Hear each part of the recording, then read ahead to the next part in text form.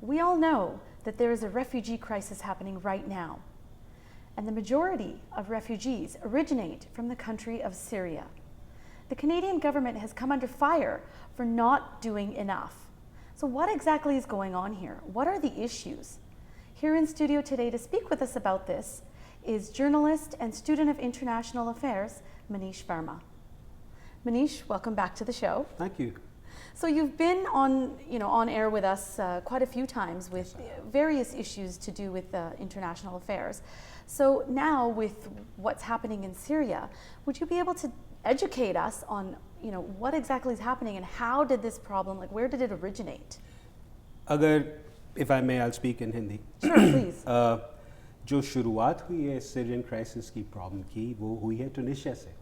In 2011 we had the Arab Spring. So everyone was dreaming that the Arabs are going to embrace democracy. और वो dream अब nightmare में बदल चुकी है because Tunisia is the only place where a democratically elected government is still there. Libya में Tunisia से शुरुआत हुई Arab Spring की.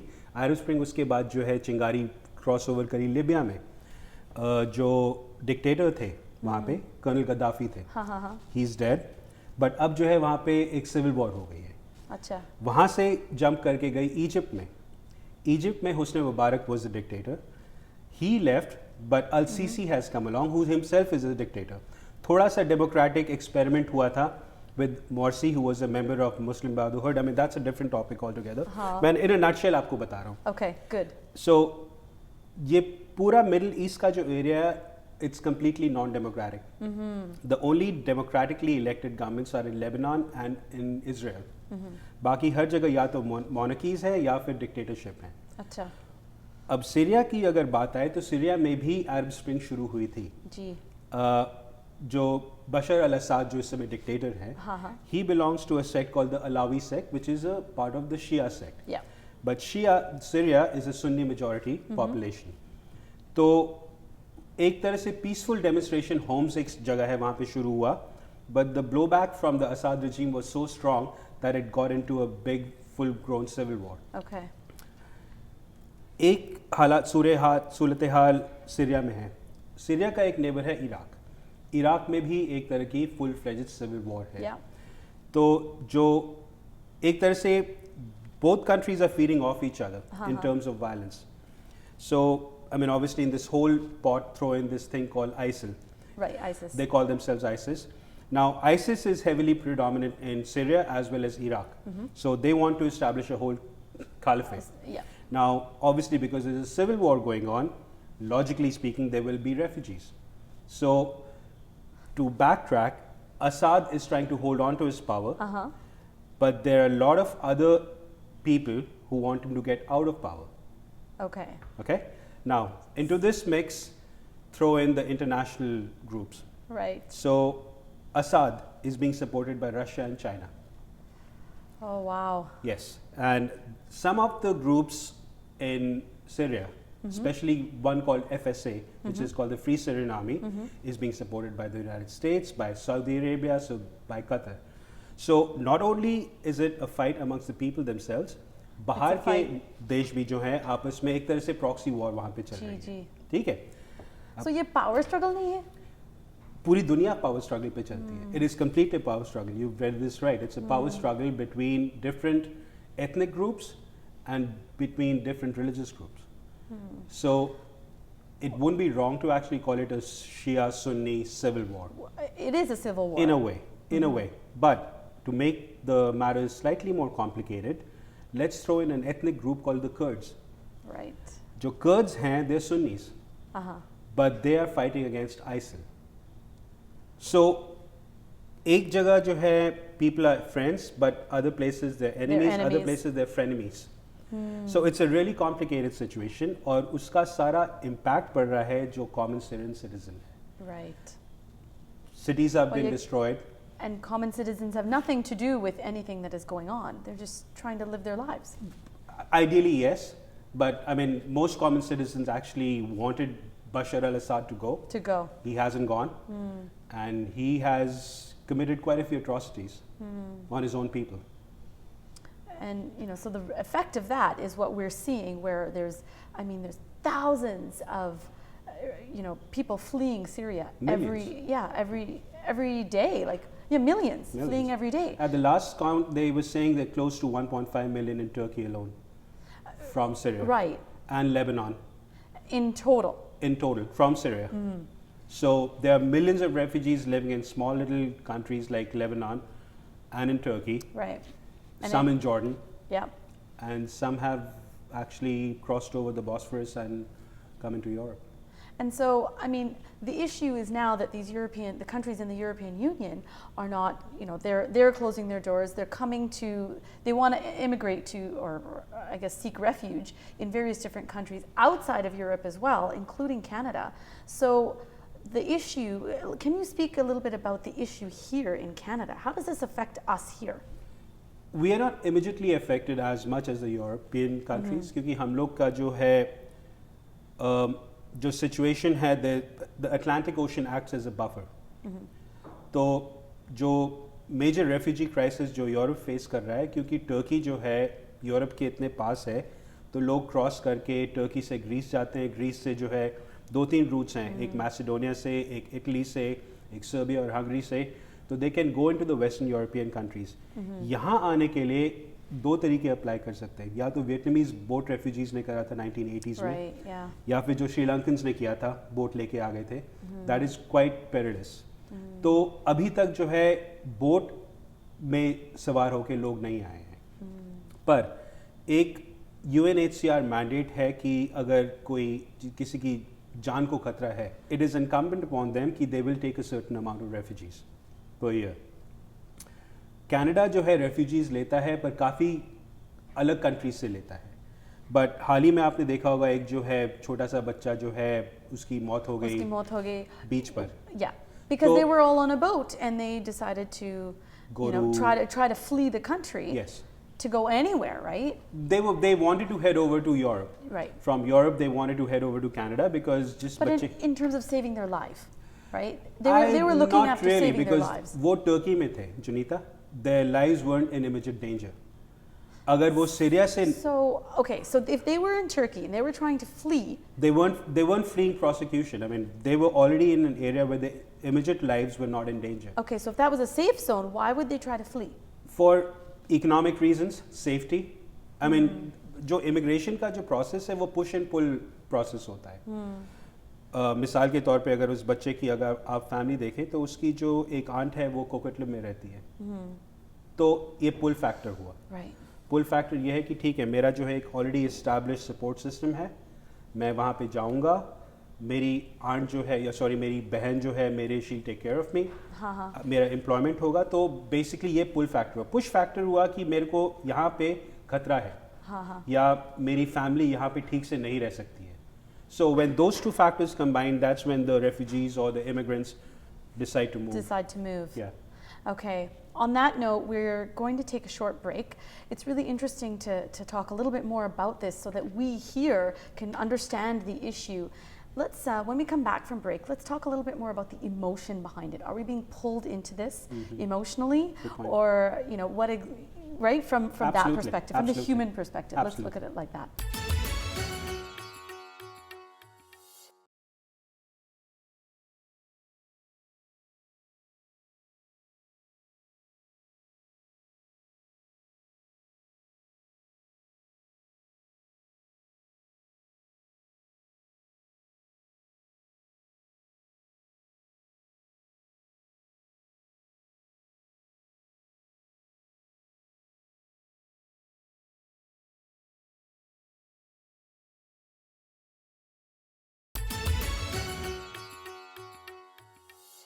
Welcome back to the show.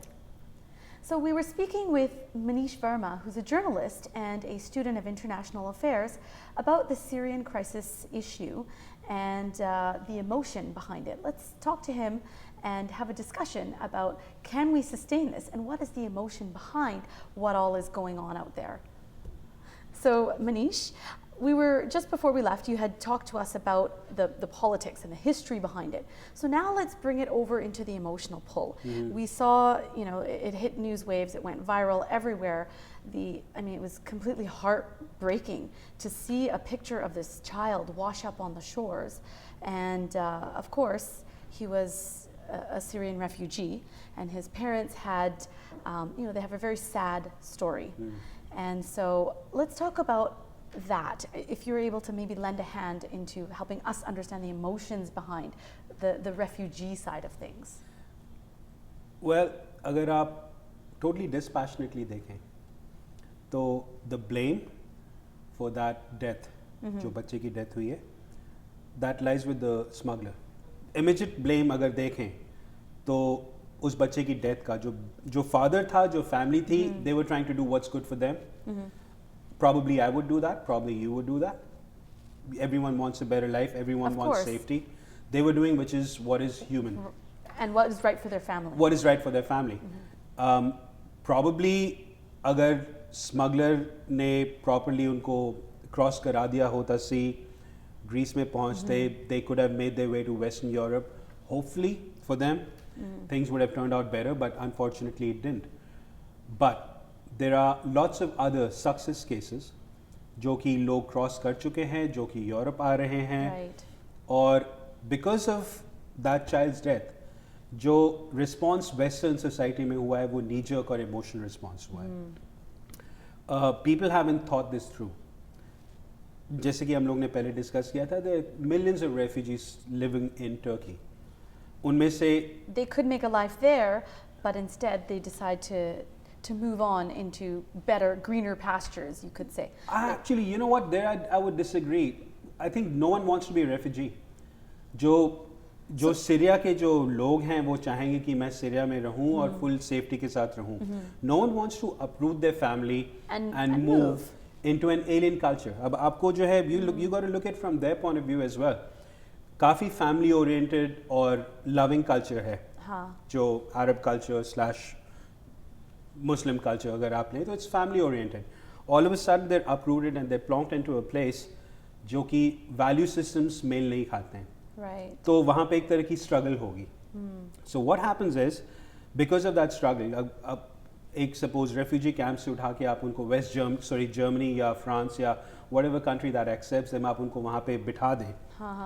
तो जो emotional response है वो short term होता है. वो कहेंगे ठीक है आ जाओ, we'll feed you. For how long? Right. ठीक है, उनको language skills चाहिए होंगी. They need to sustain themselves. ऐसा तो नहीं हो सकता कि generation after generation lives on aid. I mean, हम लोग के पास सोमालिया वाले लोगों का example है. It hasn't worked out well. So the thing is but people don't think that. People don't think that because it's an emotional response. Yeah. That's why it's called an emotional response, because people don't think things through. Sure, you would love to help people, but you take a lot of people, bring them into an alien place, feed them, clothe them in the short term, but then there has to be a long term plan कि इनके साथ आप करेंगे क्या? क्या आप उनको permanent resident status देंगे? क्या आप उनको temporary resident status देंगे? ये कह के कि ठीक है जब civil war ख़त्म हो जाती है तो आप वापस जाएंगे. Suppose civil war एक generation तक चले, तो उसके बाद जो वो वापस जा पाएंगे कि नहीं जा पाएंगे? जी. They're living in an alien culture. तो उसका जो ह्यूमन रिस्पॉन्स क्या होता है वो अपने आप को गेटवाइज करने का होता है. तो एक तरह से जो सीरियंस हैं वो एक जगह कंग्लोमरेट करेंगे, अब because safety in numbers. Of course. तो उसके बाद जो होस्ट कंट्री है उसमें रिजेंटमेंट शुरू होगा. I mean Germany we already know that neo-Nazis are holding marches.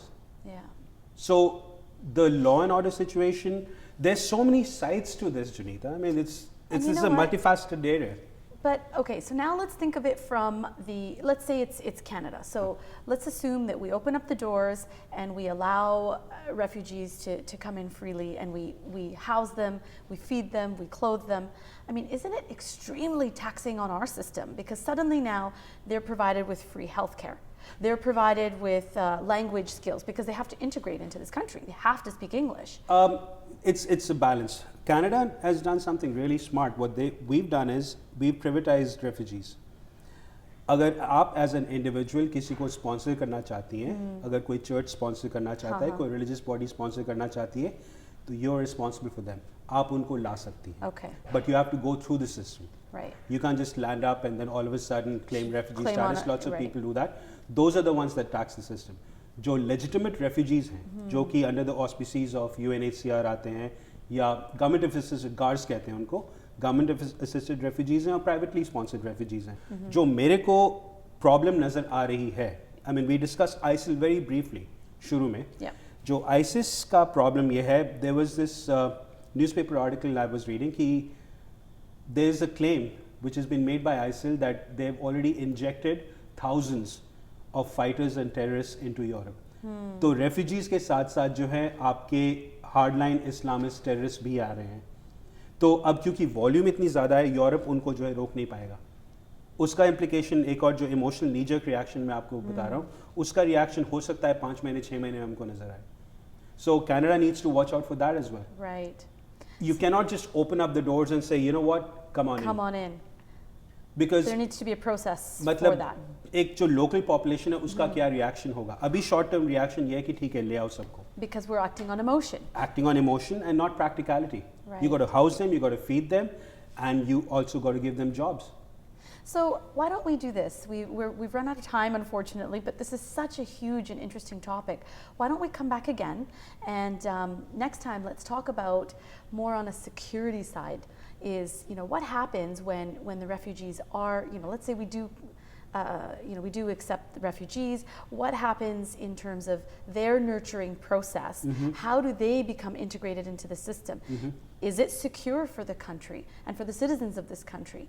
And what are the different possibilities in terms of if there was to be some sort of a backlash or uproar? I think that is something that, if you're okay with that, Sure, then let's sure. talk about that next time. Sure. Awesome. Thank you so much for coming and for enlightening us about this topic. Thank you for having me.